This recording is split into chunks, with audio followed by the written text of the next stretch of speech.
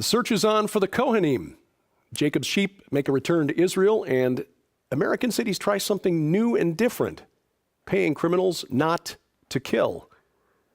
This is SkyWatch TV for Wednesday, March 30th, 2016. I'm Derek Gilbert. First up, the Pentagon has ordered hundreds of military families to leave Turkey. Nearly 700 family members of men stationed at Incirlik Air Base and two smaller military installations leaving by way of Ramstein Air Base in Germany. This is over concerns about security of those bases. Families began leaving today, about a day after the Turkish government called in the German ambassador for an official explanation. They were upset by the broadcast of a music video, satirical, less than 2 minutes long. The video titled Erdowie, Erdowo, Erdogan aired last week on German television, and it's a satirical criticism of Turkey's President Recep Tayyip Erdogan, his crackdown on the press, his support for the Islamic State. And even though this is in German, this is worth watching. Wer lebt auf großem Fuß? Der Boss vom Bosporus. Ein protziger Bau mit 1000 Zimmern, errichtet ohne Baugenehmigung in einem Naturschutzgebiet. Bei Pressefreiheit kriegt er einen Hals, drum braucht er viele Schals.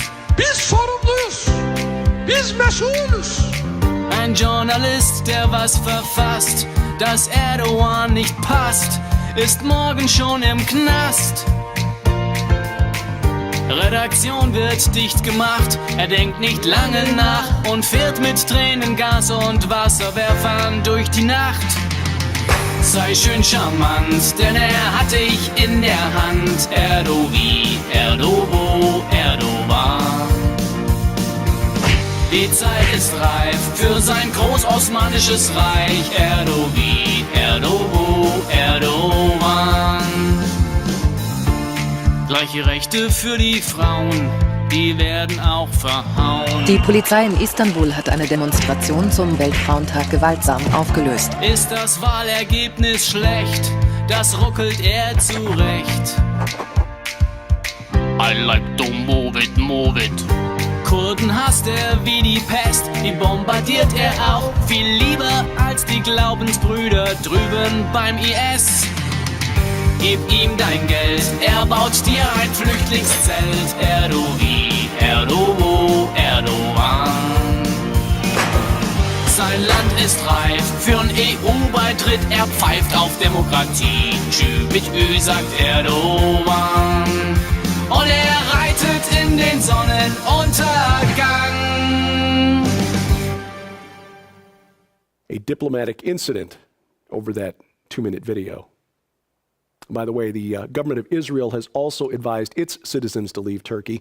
They're concerned about a possible follow-up to the suicide bombing March 19th in Istanbul, which was blamed on the Islamic State.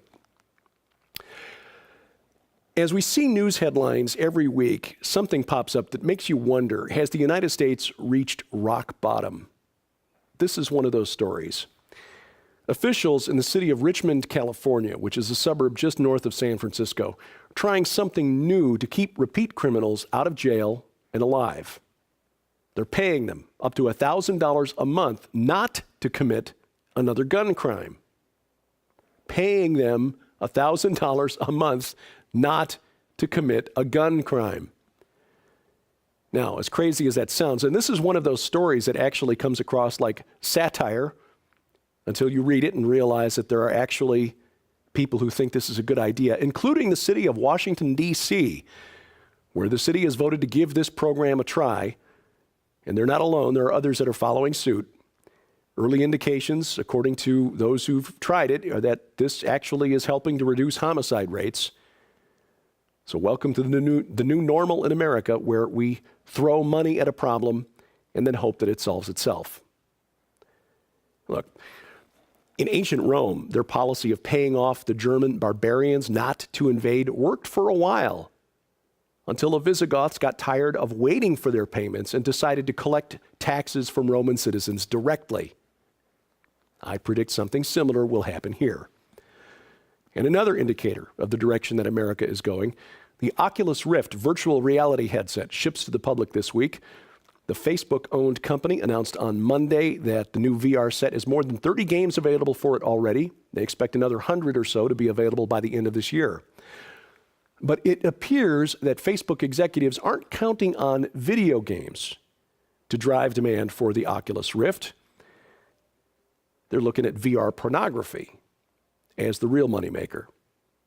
There are already over 1,000 virtual reality porn videos available from professional porn studios. And this shouldn't be a surprise. Almost every major development in online streaming technology, including the technology that you're watching this on, was developed to help facilitate the transmission of pornography. So it will probably make Facebook's $2 billion investment in the Oculus Rift a very profitable payoff. And of course, the enemy chalks up another strategic victory in the long game to destroy the family, God's original design for men, women, and children, and by conditioning upcoming generations to believe that professionally produced porn is an example of the way real men and women should interact with each other. And sadly, the destruction of the family unit is just one reason we see stories like this next one all too often.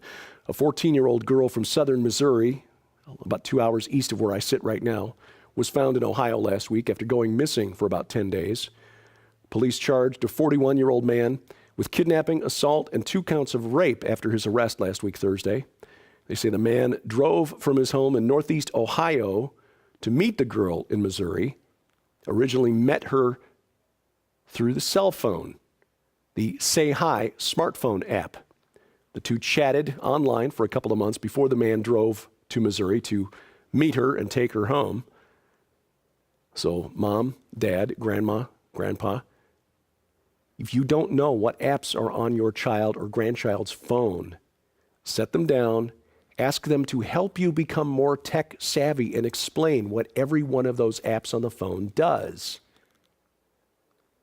Because if you don't know, there's a very good chance that a man like this one is getting access to your child's bedroom without your knowledge. Well, it should be no surprise that the biggest contributor to economic growth in America in 2015 was Obamacare.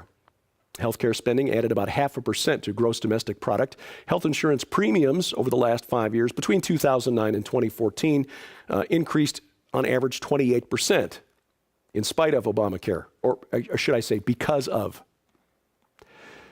Now, U.S. gross domestic product is about $16.5 trillion per year. About 70% of GDP is personal consumption and spending. And for decades, the biggest component of our personal consumption has been housing costs. But at the rate of growth of healthcare costs, sometime in 2016 or 2017, Americans will actually spend more on healthcare than on housing. In other words, a mandatory tax, if only for the purposes of the Supreme Court ruling, will become the biggest component in absolute terms and in terms of growth in the United States economy. Well done, free market. And this, by the way, while Obamacare missed its target by about 24 million people, 3 years ago, the Congressional Budget Office predicted that Obamacare would result in about 201 million people having private health insurance by 2016. Well, here we are in 2016, and 177 million people have health care. And based on the Congressional Budget Office's numbers, it actually appears that people have been losing health care under Obamacare because they projected in that analysis 3 years ago that without Obamacare, 186 million people would have private health insurance. Again, we're at 177 million. That's a net loss of 9 million people. Again, well done, free market. From healthcare to banking, it appears that our northern neighbors in Canada are now facing the real possibility of bail-ins, bank bail-ins. The new Liberal government there of Justin Trudeau released its budget last week for 2016-2017. The projected deficit about 3 times bigger than what they promised it would be during the election campaign. As part of the budget, the Trudeau government is proposing bank recapitalization bail-in legislation. Now, the bail-in, as we've discussed before, is spun as a benefit to us taxpayers because why should we be on the hook for a failing bank? Let the bank's creditors take the losses.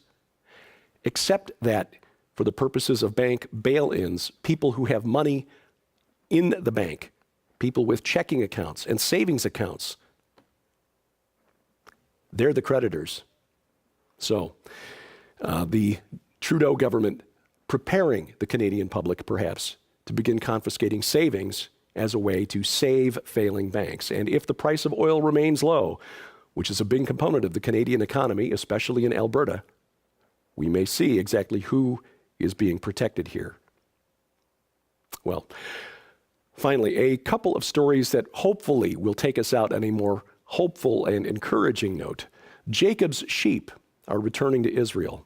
A full flock of the rare breed, which is believed to be the breed that was shepherded across Israel in biblical times, will soon return to the Holy Land. They are distinctly speckled and striped, just as they're described in chapter 30 of the book of Genesis, but they're no longer found in the Middle East. There are still some examples of the rare breed out there, mainly in North America, and a couple from British Columbia, along with their flock of 130 Jacob's sheep, soon relocating to the Holy Land. And the Temple Institute putting out a call for the Kohanim. This is part of a new initiative announced Monday of this week to identify and register Kohanim, or men who would be eligible to prepare the red heifer, according to Numbers 19, verses 1 through 10, believed to be necessary in order to purify the earth before the third temple can be constructed. Potential Kohanim candidates must have been born in Israel to a father of Kohanic lineage, going all the way back to Aaron, must have avoided exposure to the impurity of death, which means cannot have been born in a hospital or even visited a hospital or a cemetery during his life.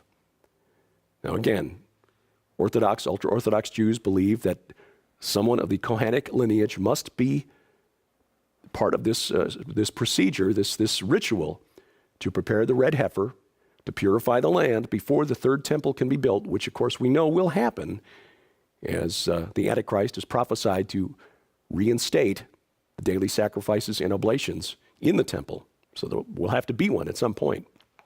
Another signpost on the marker toward our ultimate salvation.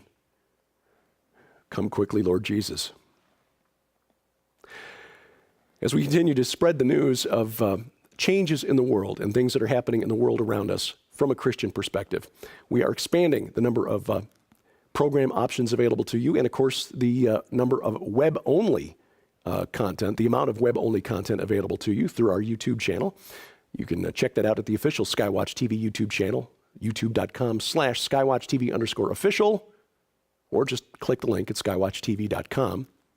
We're also expanding the number of options available at the SkyWatch TV channel on Roku. Into the Multiverse with Josh Peck, Sci Friday, as well as these daily news updates, and of course the weekly program, SkyWatch TV, all available on the SkyWatch TV channel on Roku. And for instructions to add that channel to your Roku account, log on to skywatchtv.com/Roku. And for a portable option, audio only, the SkyWatch TV podcast is available. All of our programming available in an audio-only form to carry around in your MP3 player, smartphone, or tablet.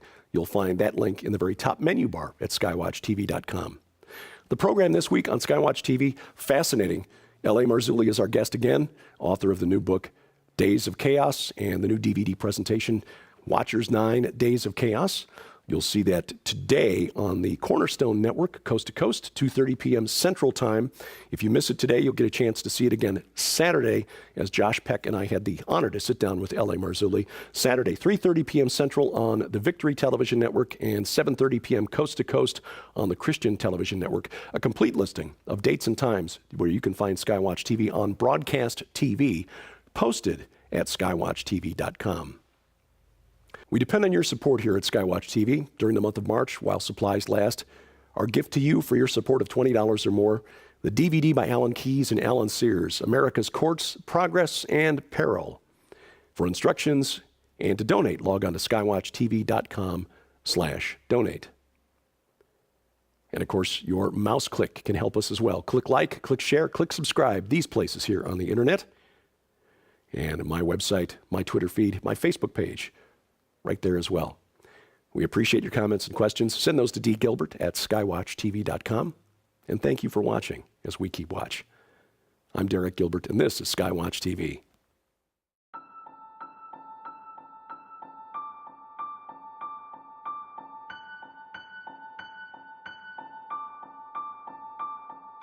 From the time she was little, Nita dreamed of horses. Every childhood fantasy rode on the back of a heroic white steed, coming to save the day. I don't know how long I've had this love in my heart for horses. It's just always been there. And when we were little girls, my sister and I would play all day long. I was always the white horse and she was always the little pink pig.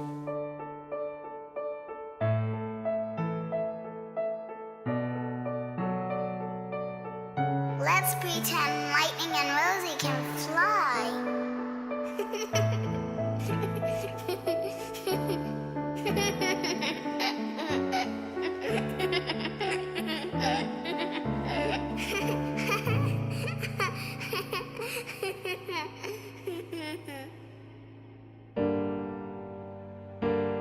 But everything changed in a heartbeat. On December 9th, 1971, a tragic car accident claimed the life of my dad and my best friend and my little sister. And I wondered after that if there was anything left to believe in.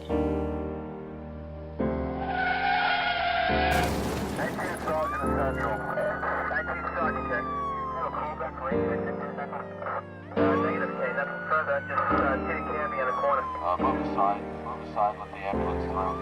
Please move aside. As a child of 13, I felt like I had lost practically everything. And I wondered, is this it? I mean, where do I go from here?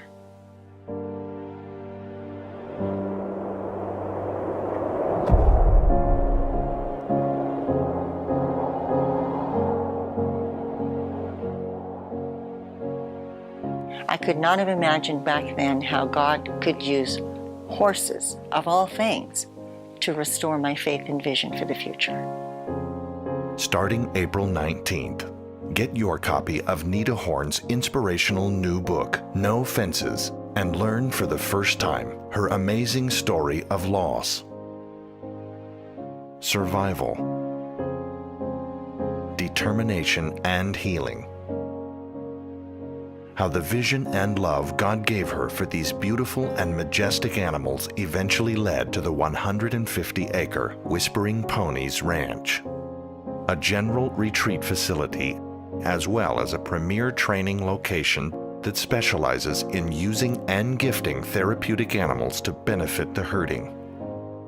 Other care facilities, schools, and ministries across the nation. When God puts something in your heart, it's there for a lifetime.